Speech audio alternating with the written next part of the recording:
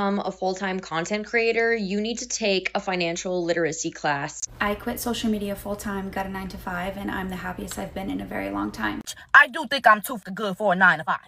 I had $101 in my bank account yesterday. I went from having a fat ass house, I had to downsize to an apartment. Asking how all the OG influencers were making $30,000 to $50,000 a month and now they're broke. Is it me, or are we starting to see the 9 to 5 make a comeback? It's gotten so bad that right now he is on TikTok live streams begging for money. The influencers from a decade ago that are broke now are living paycheck to paycheck. I don't like working. I don't like being told what to do. My goodness, I'm so broke. I can't even afford my mortgage. They thought the money would continue to come in like that forever, so they spent it like it was guaranteed. Just because you can afford something doesn't mean you should be buying it. I'm starting to feel a bit bored and burnt out from sharing my day-to-day life. Before you become You guys, influencers are getting broke. Believe what you see on the internet at your own detriment. A lot of these influencers, specifically white influencers, made us look like luxury is nothing. Like luxury is super, like they have a lot. Not until they started coming out to cry. They are broke. Now they want to go back to 9 to 5 job. Now what they think is more profitable to them is gone. Nobody's calling them out for influencing anymore. Welcome back to the channel. My name is Sonia. Subscribe, like, comment, and share. Credit to the original creators of every single clips and stitches we have in our today's episode. I want to say a very big thank you to every single one of you. Liking, commenting, sharing, dropping super thanks. Also join my membership. I do not take you guys for granted. You guys are absolutely the best. With that being said, let's dive right into this video. I'll be back with commentaries. Let's go watch, guys. I went from having a fat ass house, I had to downsize to an apartment because I had to make that YouTube money stretch.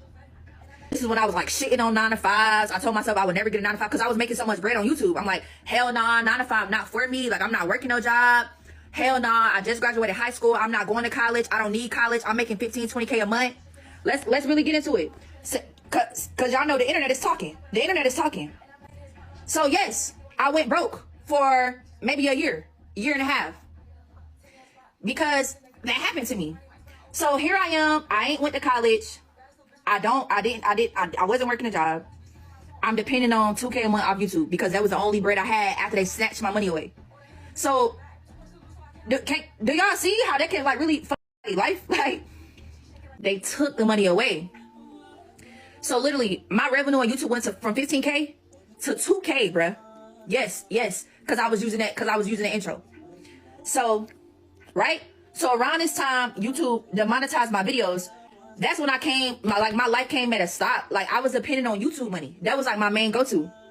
So when YouTube snatched my money for using that sample instrumental, even though my voice was on it, even though I low-key mixed up the beat, they still snatched my money. Of being a content creator with over 200,000 followers is I'm broke. I go viral literally every single week. Every week. I got like over 8 million views this past month. I have like loyal fans, you know, but I'm just like, yo, I had $101 in my bank account yesterday. Last month, the creator fund paid me like $70 because I make a lot of short form videos that aren't over 1 minute long. And I'm going to keep saying this, like, people are not paying Black creators. I have verified companies and businesses commenting on my videos trying to be relatable and and it's just like, you guys won't pay me. Like, it gets to a point, I'm getting like really frustrated because this has been my career for a while. Like, I used to make a lot more money on social media, and I feel like as my platform grows bigger and bigger, people get this idea that like, you must be doing very, very well, like even better than before. And I'm just like, dude, what? Anyway, if you want to literally send me money, because I'm just like, this is so dumb. I like working. I don't like being told what to do. I don't like getting up because the next month told me to get up at a certain time and come work at their motherfucking establishment. I don't want the rest of my life to consist of me getting up, going to work for the next person, making them richer while I'm barely making ends meet, and I don't catch a until I'm 65 and it's time to retire. I'm 22 years old and I've had over 20 9 to 5 jobs in my life. And yes, I do think I'm too good for a 9 to 5. Now, I'm not knocking the who do the 9 to 5 or who see themselves having a career at whatever job they work at. That's good for you. I'm happy that you're happy where you are. But if you aren't, maybe you should do something to change it like I did. And for some of y'all, it may not be easy because it's hard to focus and put energy into something that you actually enjoy doing or actually have a passion for, because you give all your energy to the job all day. So by the time you get home, you burnt out and tired to actually focus on what you want to do. But it's like, damn, you can't just quit the job because you need the money. And it's sad to say some people are meant to live regular lives and work 9 to 5s, and that's fine. That's on you. But I'm not one of them other people. I am a boss. Like I said, I don't like being told what the that's why I've had so many jobs over the course of the years. From 17 to 21. 21 was the last age that I worked a 9 to 5. I don't do well with mothers telling me what to do. I will leave a job. If they piss me off good enough, I will leave. Threw away everything for TikTok money. Now, you may know who that guy is. His name is Hubs.life, where he used to show how a regular 9 to 5 looked. And people fell in love with somebody showing their daily 9 to 5, like a regular person, and making it look like a high-quality vlog. He would show him going home, heating up a microwave meal, and packing up his bag to head into the office for his regular 9 to 5. And that gained him almost 1 million followers on TikTok by just being real and showing how nice it was to have a regular 9 to 5 job. Well, that is, until he decided to get greedy and try and go and do social media full time. When you build your entire brand around how nice it is to have a 9 to 5 job, all of a sudden, stopping your 9 to 5 job is not going to keep your fans very happy. It's gotten so bad that right now, he is on TikTok live streams begging for money. I gotta get a Galaxy, guys. Send me something, man. Tell me to live in. I don't know if I saw a Galaxy come through, man. I can't answer any of these. You gotta send me a Galaxy, bro. Sam, thank you for the first gift. Roses on deck.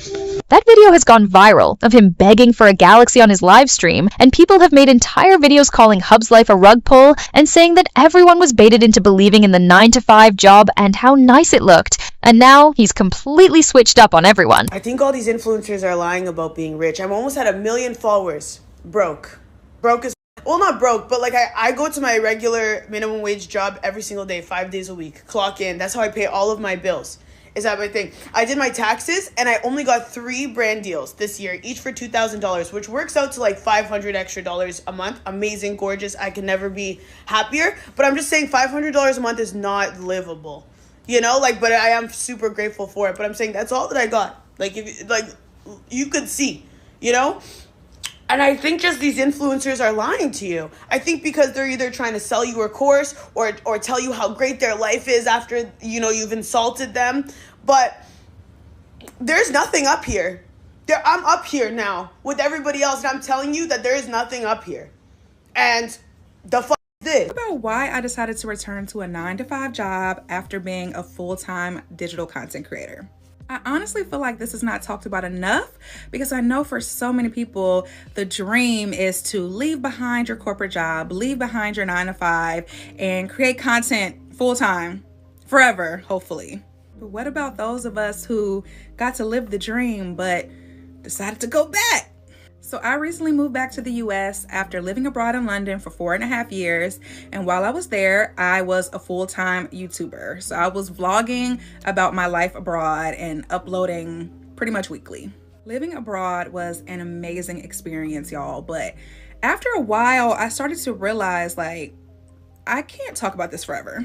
I was starting to feel a bit bored and burnt out from sharing my day-to-day life, because not every day was super interesting. And I started to feel like I was living to make content, you know, like everything had to be content.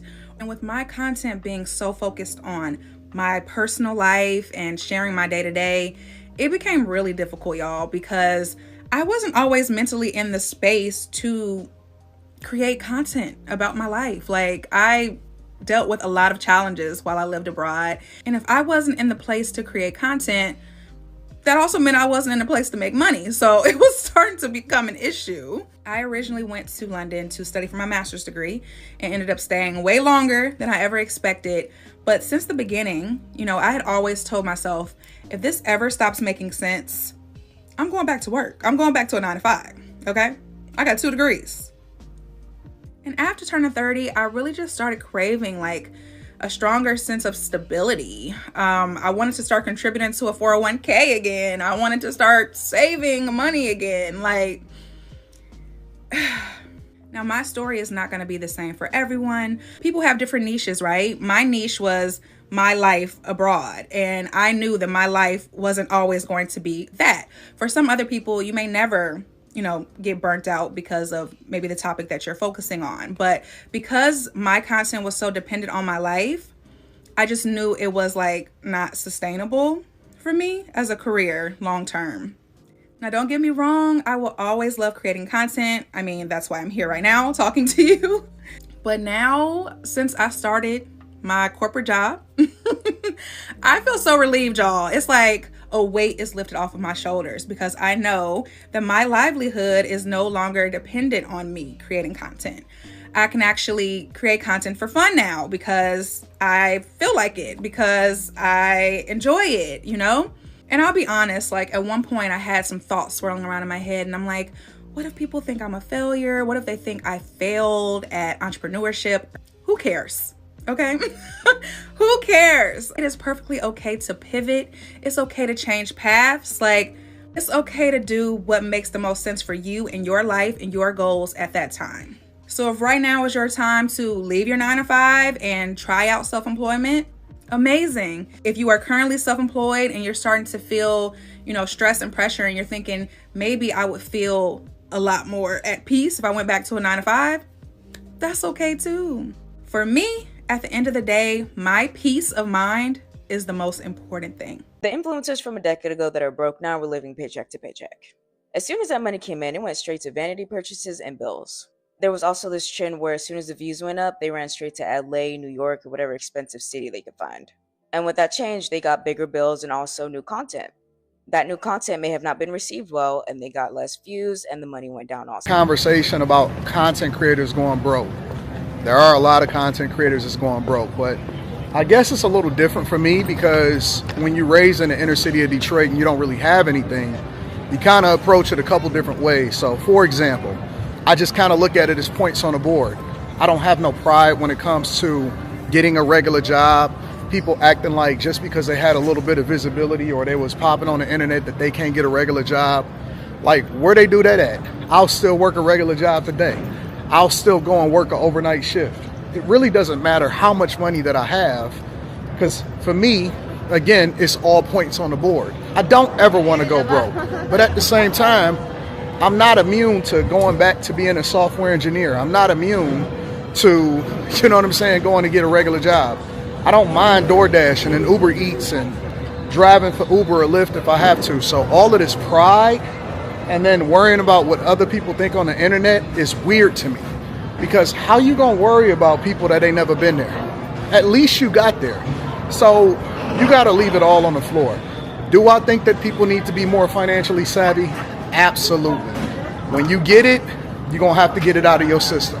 A lot of people in the earlier parts of getting these big checks, when you start to get big checks, and checks are relative, when you start to get this stuff, you're gonna have to get it out of your system. The first year or two, if you're able to survive through that, you're just gonna spend it, you're gonna blow it. You're gonna buy all of the things that you never knew you needed and wanted, and then you're gonna start to have a conversation about how you can maintain it. That's when you start to make the investments. And of course, I think that people should make the investments beforehand, before they ever go broke. But to see people reading comments of content creators going broke as though they wouldn't do the same thing, I don't believe you.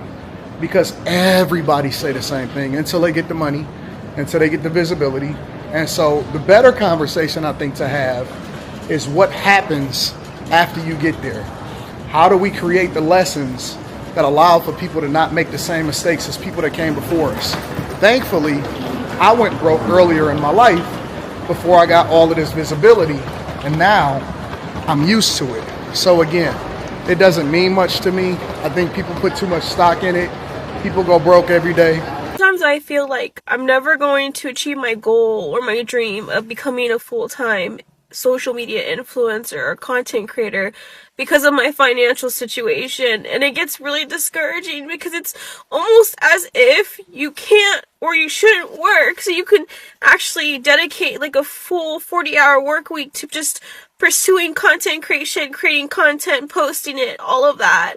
And it's almost as if you have to like be married to somebody who is rich, or you don't have to work in that relationship, or you have parents that can provide for you, and it's really hard if you're providing for yourself. And like, it just makes me sad because like, it always feels so far away because all the expenses build up and I have to put content creation on the side to take care of business, and it just makes me so sad.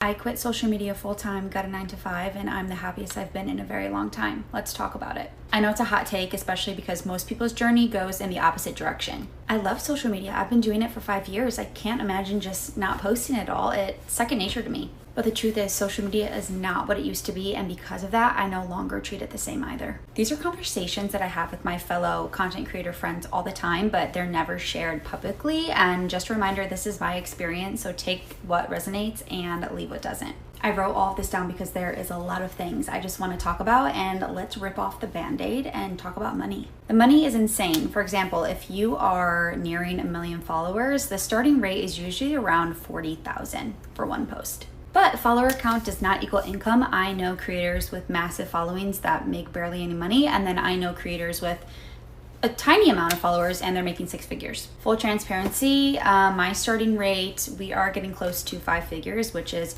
really exciting, and I'm really, really proud of myself for what I've built. But the part that nobody talks about is that the money is extremely delayed and can be deeply inconsistent. Brands can take 60 to 90 plus days to pay you, and sometimes even longer. Even with a manager bringing in deals, there can be dry spells, and that can really leave you panicked. Now with your 9-to-5, your traditional job, that paycheck is gonna hit your account every 2 weeks no matter what.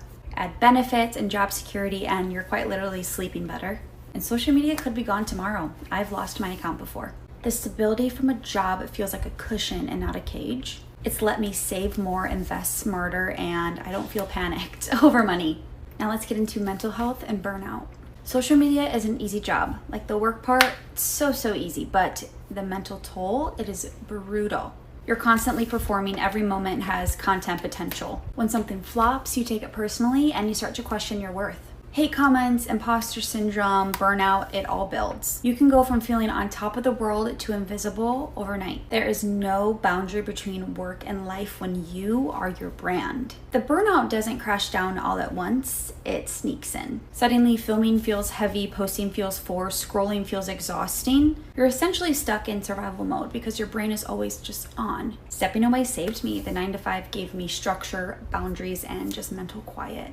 I'm not glued to my phone, I'm not overanalyzing engagement, I just live, and it's wildly underrated. Structure over chaos. The more freedom I have, the less I get done. Crazy, I know. Maybe it's my ADHD, maybe it's just the way I'm wired, but unlimited time is paralyzing. When it's all up to me, when to work, what I do, how much I'm supposed to do, I spiral, I overthink, I procrastinate, and I start 5 things and finish none. Structure gives me rhythm and it gives me peace. Knowing I have set hours and clear expectations lets me move again. My brain, I just need that. And let's not forget about the loneliness that comes with full-time content creation. It's incredibly isolating. It's just you, your camera, and a never-ending to-do list. No coworkers, no built-in community, no one to bounce off ideas to or vent to. And since starting my 9-to-5, I've felt more connected, grounded, supported in 1 week than I have months of doing full-time content creation. People romanticize freedom, as you should. But for me, routine, structure, and human connection is true freedom for me. Growth without performance. The biggest shift for me here is me remembering who I am without an audience. When content is your job, every part of your life is filtered through performance. Even your healing becomes aesthetic. You don't just grow, you document it, edit it, and package it. But stepping away gave me the chance to grow without needing to prove anything. To realize that healing doesn't have to be seen to be real. Growth isn't always on brand. My 9-to-5 gave me the basics back. A consistent routine, space between work and rest, and time to just be a person. I walk outside daily. I move my body without filming it. I make my food without posting it. I touch grass, literally and emotionally, and I feel human again. We live in a world where we spend more time watching others than living our own lives. But since stepping back, I realized the real growth happens offline in the small and unseen moments. I stopped performing and I started living. Last but not least, the ego trap. Yes, we're talking about it. Repeat after me. Having followers does not make you better than anybody else. But for some reason, people start acting like it does. They get hooked on likes, brand deals, and attention. Their humility disappears and their kindness becomes performative. Some of your favorite creators, don't get me started on this, but they would not give you the time of day unless you are making them money or complimenting them. I have seen it firsthand, unfortunately. The clicks, the fakeness, the what can I get from you energy. Social media can warp how we see worth. It makes people transactional and distorts how we connect. But here's the truth, your follower count means nothing if your character doesn't match. Clout is not connection, and kindness is not a marketing strategy. So yeah, this is what I have learned stepping back. I'm not anti-social media. I love it so much. I am just more pro balance and to look at the bigger picture here. And for me, that balance came from letting go of the pressure, embracing structure, and finally remembering what it feels like to live without performing. If you're feeling burnt out, off, or just something's not right, maybe it's not you. Maybe it's the world we're all plugged into. Maybe it's time to unplug just a little bit, go touch some grass, and come. I'm so broke, I can't even afford my mortgage. So I'm gonna go to the tanning salon and I might get a gel manicure too. Oh, and I went to this super cute breakfast spot and I got $16 avocado toast for breakfast. It was so good. And don't forget about my oat milk latte, but I'll get a small because I'm so broke and I just cannot afford my $25,000 mortgage. Oh, the gym? Yeah, I have a gym membership. I pay $400 a month. And for some reason, brands hate me. I don't know why I'm not brand safe, even though I promote my OF in really scandalous ways. It's just not fair that because I'm not brand safe, I have to pay for my own festival tickets. Oh, but make sure you guys go subscribe to my OF because otherwise I'm just not going to be able to afford this mortgage. Oh, and don't forget to go buy a $20 lip balm from my failing cosmetics business. It will dry out your lips. I know from experience. And if you're lucky, I'll Venmo you back for your order because that's the only way I can incentivize people to buy my products. Now I gotta go have lunch with my personal assistant so we can talk about how broke I am and how I'm gonna rage bait to make more money. My life is so hard. I'll see that video of that girl asking how all the OG influencers were making $30,000 to $50,000 a month and now they're broke. I'll tell you exactly what happened because I have seen it over and over again. They thought the money would continue to come in like that forever, so they spent it like it was guaranteed. Like once they started making a lot of money, they figured the rules don't apply to them anymore. But money doesn't care if you were hot on Instagram in 2021. It doesn't care how many followers you have. It only cares about math. Like when I first started making more money in real estate, the very first thing that I did was not upgrade my lifestyle. I said, okay, I have more money coming in right now. What can I do to make this money grow? Because I knew if I upgraded my lifestyle with every pay raise, I would eventually be trapped. I might have nicer things, but I would be trapped continuing to work for them and then continuing to have to fund my life. Whereas now, okay, I'm 35 years old. I'm financially free. I don't have to work for money to support my lifestyle. My investments do that for me. I remember the comments that I would get all the time. They'd be like, Nicole, you can't actually be rich. There's no way you have a $5 million net worth. You drive a Kia. Like, where is your Lambo? And that question alone tells me that you don't understand wealth. Wealth isn't about what you drive. It's whether or not you have to keep working to survive. You can look rich and be broke, or you can look boring and be free. Most people choose the first one because it's louder, but I chose the second one because I'm not trying to prove anything to anyone. I just don't want to work for the rest of my life. That's why so many people look rich for a moment and they hell do you go from making $350,000 a month as an influencer to now where you're on this app crying that you cannot afford your $25,000 a month mortgage? Like, sell your house. That's the first thing most people are thinking when they hear that you're struggling to pay a $25,000 per month mortgage. And also, you're telling me while you were making $350,000 a month, you didn't think that it would have been a good idea to save any of your money? I have no ounce of sympathy for you whatsoever because, again, there's no way you were making $350,000 and you didn't save nor did you invest any of that money for a rainy day. That was stupid. Being a full-time influencer is not a stable job. You can be the it person right now, and 6 months from now, no one cares about you or your content. $350K a month, and you're now broke? Yeah, nah, that's on you. You stupid. You could have took 2 months' salary and just bought a house cash, and you would not be in that situation right now where you're worried about paying a mortgage for $25,000 a month. because the money's drying. Or we're starting to see the 9 to 5 make a comeback. I don't know if it's just my For You page, but over the last few days, all I've been seeing is full-time content creators, full-time influencers saying that they're done with influencing full-time. The headlines are they don't find it intellectually stimulating, they hate the inconsistency of pay, and they find it pretty isolating. Which completely makes sense because the nature of the job for most people is you making videos in your home typically, and then working with brands to advertise their products and services. So for me, this hashtag 9 to 5 comeback, which is what I'm calling it, makes complete sense. And to be honest, I predicted that things would go this way anyway. Because I've been saying for a while that I would not quit my career to be a full-time content creator. In fact, I took a year off and did content for a year, and I'm back, clocked in at work now. I learned a lot from that experience, and now I'm a huge advocate for people just doing both. Like, girl, please don't quit your corporate job unless you really want to, just to pursue content full time, especially not just from the jump, you know, like if you've only been working for a couple of months and all you've seen is people be like, be a content creator, be an influencer, do this, do that. Don't just leave your job because of that. I've been doing both for the last 5 years, apart from a year out. And honestly, the benefits of having both is unmatched. I love having a full-time job that is intellectually stimulating for me. I work in software sales as a solutions engineer. I love wearing corporate clothes. I love going to a lovely office in central London. I love getting a pay every single month. And on the content side, I love doing brand deals. I love being paid like my entire salary in one campaign.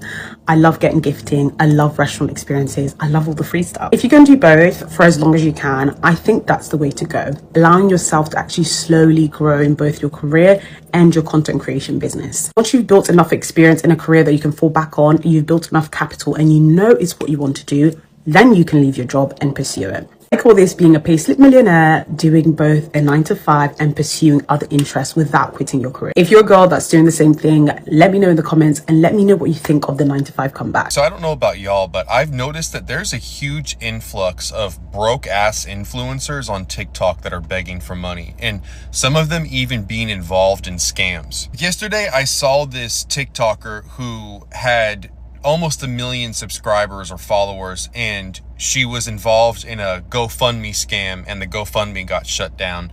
And it's just like, the problem with so many of these TikTokers is that, or any influencer, is that they're living above their means. And something that my grandma taught me as a kid that I'll never forget is she said, if you cannot buy something with cash in hand right now, then you cannot afford it. Or if the money isn't in your checking account right now, the full amount, you can't afford it. And it's like, I've seen so many scandals over the years of influencers, you know, from YouTube or any, you know, community that have gone broke because they start to live above their means. And you should never live above your means in life if you don't want to set yourself up for failure. Like, you know, let's say an influencer makes $40,000 in, you know, their first big payout month, right?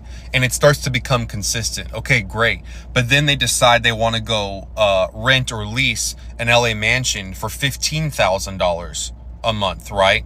And just because they were making $40,000 a month consistently for a while, it doesn't mean that money is going to stay. Because life works in ebb and flows. Life works in patterns. It has ups and downs, ups and downs, and ups and downs. So learn firsthand from these influencers. Definitely do not live above your means. Have a goal in life, a goal you want to meet, of the life you want to live, and then take actionable and reasonable steps to get there. It's like I said with the house example, a lot of these influencers, right, the money comes in, but they're taking too large of a leap. Like my grandma said, if you cannot buy it in cash, in full, you can. I was on YouTube. I've been on YouTube yesterday, just trying to get acquainted with it and seeing what's going on and how the algorithm work. Baby, let me tell you something. I fell on the trend of content creators are losing money. And some of them have to go back to the 9 to 5. And these content creators was making money between YouTube and TikTok. One girl said that she was making $60,000 a month.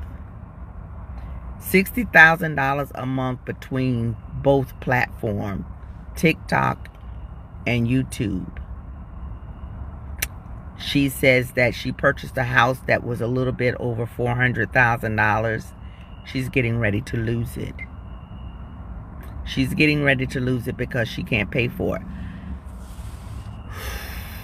So of course I got my math out, my calculator out, and I was adding and subtracting. I was like $60,000 a month, and you were getting that for 2 years. Maybe it's the age in me that says I would have paid that house off within 2 years. Because if you're making $60,000 a month, if you paid $40,000 a month, you still got $20,000 left. Your bills ain't that much. I would have went on ahead and paid that house off. $40,000 a month and been done paying with that house within 10, 11 months. If you even paid $30,000 a month, you still have $30,000 left over. You would have been finished paying for a $400,000 house within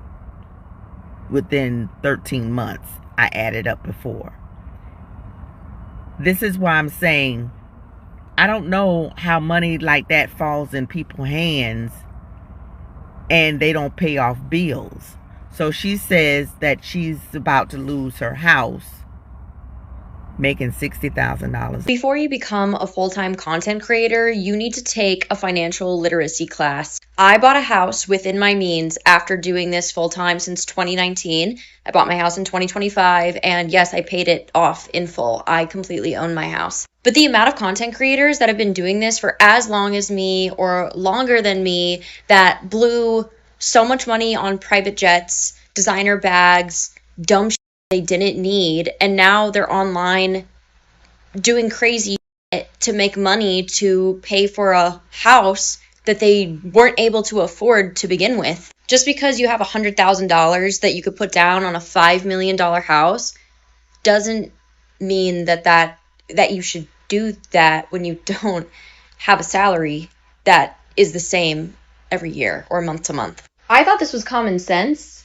but maybe not. I feel like I just taught you everything that you need to know. No private jets. Stop buying houses that you can't afford. Pay your taxes. Call me boring, call me whatever you want, but I live by one rule, which is just because you can afford something doesn't mean you should be buying it. And I think that's exactly why most influencers go broke after a few years, because they're not intentional with their spending. And as someone who grew up with a family that struggled with money, moving constantly, having an addict parent, I experienced firsthand what it's like to go without, and I promised myself I would never let that be me or my future family. So yes, even now with having over 1 million followers, I still buy drugstore makeup, still DIY my hair, my nails, my lashes, my tan, literally everything. I still wear fake ass jewelry from Amazon and buy dupes. And it's not because I can't afford these things now. I'm so grateful to be in the position where I do have money for them. But simply put, I don't want to spend my money on it when I can do it myself and save. And I'm not at all ashamed to admit these things because I choose very wisely what I do spend my money on, which is maxing out my retirement and investing accounts, being able to buy my family and my mom a home, being a breadwinner, and just making sure that the people I love and care about are taken care of. And listen, I'm not saying I never spend my money and that I don't buy nice things, because you will see me occasionally splurge and buy myself something nice. Like when I bought my dream car a year ago after hitting a huge personal goal of mine, I splurged and spoiled myself. It's what I personally like to call frugal chic. So you can call me whatever you want, but I think that saving money, budgeting, and being intentional with what you choose to spend your money on is the most responsible, sexy thing that you could ever do. So I hope that clears everything up for everyone.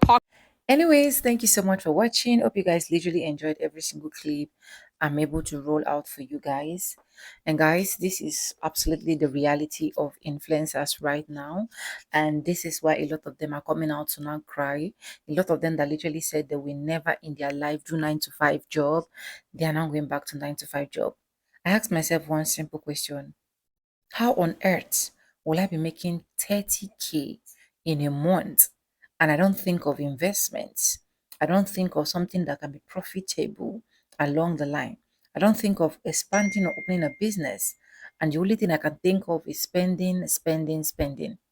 When you move onto the street of TikTok, you move onto the street of Instagram, you see some of these influencers trying to make us look like we don't understand what life is all about. Trying to make us look like money and water on their own side. Trying to make us look like you need to do more for yourself. You need to do more. But thank God, right from time, I'm one person that I'm always contented with what I have. I don't let the internet move me. If I have, I have. If I want to spend, I spend. If I don't have, I rest my case. That's the kind of person I've literally been. So when I saw this clip that influencers are literally broke, I went into more research to see why they are broke. I noticed that a lot of them lived a luxury life, forgetting that there is also going to be raining days tomorrow.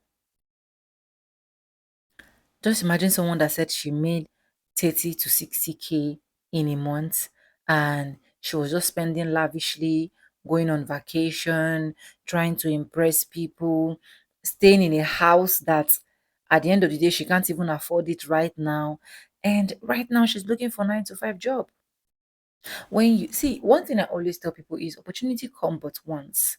The moment you grab that particular opportunity, you need to utilize it and make sure it is something that will last you for long. I don't know why a lot of people think life is bed of roses. That's just the honest truth. I don't know why a lot of people think, oh, I'm getting this from this place, it will never run dry. Let's take YouTube for example. I've been on YouTube for the past 5 years, 5 solid years, right? And there was a time that for good 6 months, I was not earning on YouTube because my channel was demonetized. My channel was demonetized. So the only thing that literally survived me as at that time, because I was not married as at that time, was the fact that I still had my job. I was doing my job and I was doing YouTube. I was doing my job and I was doing social media. Do you get? So I don't know why people will literally not have plan B before diving into social media. And the moment they dive into social media, they start cashing out a whole lot of money. Before you know, see, one thing with this platform sometimes is you might be getting audience right now, you're getting views massively. And before you know, within the twinkle of an eye, all of that audience are turned into zero. Like people will barely even watch, they will barely even comment. So the ones that you've literally helped yourself save is the one that will help you. What if your channel is demonetized? Why will you make social media the only and one and only source of income? Well, you know that you are not balanced yet. Now, why will you even have a platform that is paying you and at the end of the day you are spending lavishly? Gosh, I have hey God, I have never seen when I see people share their revenue of how much they make on YouTube sometime on all of the social media platform. I just keep praying to God. I say, God, please one day let me experience this. Because you make 20, $30 in a month. Why won't I invest? Why won't I invest? Why some of us are even we are struggling to get one. Oh God. Seriously, this social media thing, some people have grace and they literally misuse that particular grace. And that is why a lot of people will not even come to their rescue when they say they are broke. The one that even shocked me more is this particular guy that is a popular live streamer. Is not a popular live streamer because he started his social media platform with like a going to job blah blah blah stuff like that. That was how it started. And this is one thing with social media. If you start a particular thing and people know you with that particular thing, you need to continue that particular thing. I'm saying it now for those of us that are on social media, right? You need to continue that particular thing because people know you with it and people will always come back to watch. The moment you switch to another thing, people will literally not vibe with you again. This guy was doing his 9 to 5 job, work, and so on and so forth. A lot of people were subscribed, a lot of people were coming to his rescue. Now he decided to take a pause and he think that maybe relying fully on social media would literally help him. It became a problem. So please, if you're watching this video, let me know. Do you know any influencers right now that are influencing like before? Because currently I don't see influencers doing most of the job again. In fact, people don't even have money to pay influencers now that AI has taken over. Every single person is learning AI to be able to help him or herself. So if your social media platform and you're making that huge amount of money that some of us are praying and crying for God to help us so that we can make, because I ran down the calculation, I was mind blown. I was like, me that is in Nigeria, I know how much, I know how I would have invested, I know what I would have, but I thank God for every single step where I find myself. Okay, but let me know what you think in the comment section. Credits belong to the original creators of every single clips and stitches we have in our today's episode, and I want to say a very big thank you to every single one of you liking, commenting, sharing, dropping super thanks. Also, join my membership. I do not take you guys for granted. You guys are absolutely the best. And yes, with that being said, guys, with no further ado, I do like I always say in my videos, I'm going to be simple, and I'll see you guys in my next one. For now, bye guys. I love you guys. Mwah.